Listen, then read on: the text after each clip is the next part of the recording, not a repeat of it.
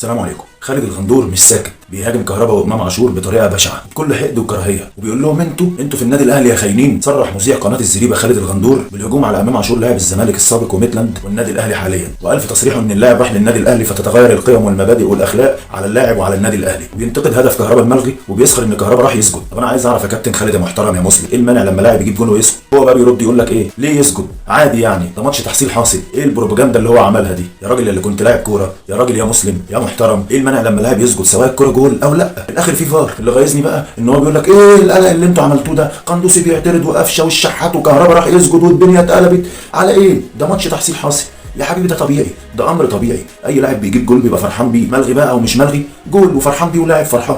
وبيقول ان احنا عندنا شيزوفرينيا، تخيل. والله قال كده. وطبعا هنا نيته السخريه من الاهلي ولاعيبته وجماهيره. يسكت على كده؟ لا والله ما سكتش، راح داخل على الكابتن محمود الخطيب وقال لك بمناسبه القيم والمبادئ والاخلاق، الكابتن محمود الخطيب رئيس النادي الاهلي واحد امهر واحرف اللعيبه في مصر، قال ان الراحل الاعلامي مفيد فوزي استضافه في يوم من الايام وبيساله وبيقول له ايه رايك يا كابتن بيبو في اللاعب اللي بيمثل عشان ياخد ضربه جزاء؟ راح رد عليه الكابتن بيبو وراح قايل له ده شيء اي لاعب بيعمله عشان يفيد فرقته. بالمناسبه بس يا فتوت، انا عايز اقول لك على حاجه، ان عندكم فاروق جعفر كان اكتر واحد واروع واحد بيمثل عشان ياخد ضربات جزاء، ومفيش مانع ان لاعب يمثل عشان يجيب لفرقته اي مكسب. يسكت على كده؟ لا، راح داخل على ابو تريكه بيقول القديس، وطبعا بيسخر من ابو تريكه هنا، بيقول القديس ابو تريكه حصل على بطوله الدوري بهدف كارثي، شرف الاسماعيلي من بطوله الدوري وخسر الاسماعيلي بفعل فاعل، ثم ان ابو تريكه كان ليه اكتر من موقف بيمثل علشان ياخد ضربات جزاء وهميه. واللي مجنني بقى انه بيقول ان ابو تريكه اتسال في استوديو بين سبورت عن تمثيله في الملعب، وطبعا دي حاجه من وحي الخيال وده ما حصلش. اللي مجنني اكتر انه بيرد عن لسان ابو تريكه اللي ما قالش حاجه اصلا، بيقول ان ابو تريكه قال كنت بمثل وانا بشر وعارف اني كنت بعمل حاجه حرام وبطولات حرام.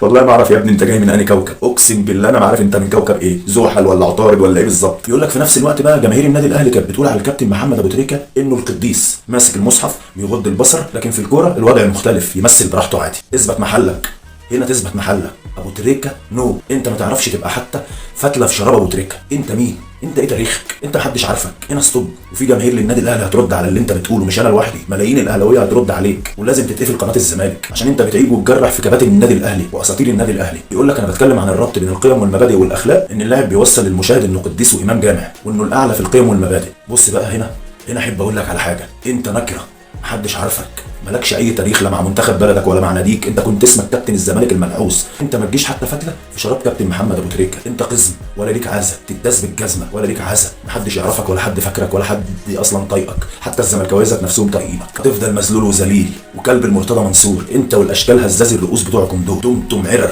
والله عره وكلب وعبد جنيه. تطلع تقول اي حاجه على اي حد، ولازم قناه الزمالك تتوقف، وانت كمان لازم تتوقف اعلاميا عشان انت مش راجل. تطلع تقول كلام على شاشه زي النسوان، انت ما تقدرش تقف قدام كابتن من الكباتن دي وتقول كلمه، بتقف انتباه. كابتن محمد ابو تريكه انت لو شفته ماشي في الشارع هتجري عشان تتصور معاه يا نكره. كابتن محمود الخطيب انت لو شفته في الشارع هتجري عشان تتصور معاه يا نكره. كهربا ده انت لو شفته في الشارع هتجري عشان تتصور معاه. امام عاشور نفس الكلام، اي لاعب من النادي الاهلي انت عشان تشوفه هتقف جنبه تتصور تتمسمر كده. صراحه اتحرق دمي، ردوا معايا بقى انتوا، مش هسيبه لما يبطل يطلع على التلفزيون نهائي، قسما بالله انا وانت والزمن طويل يا خالد غندور.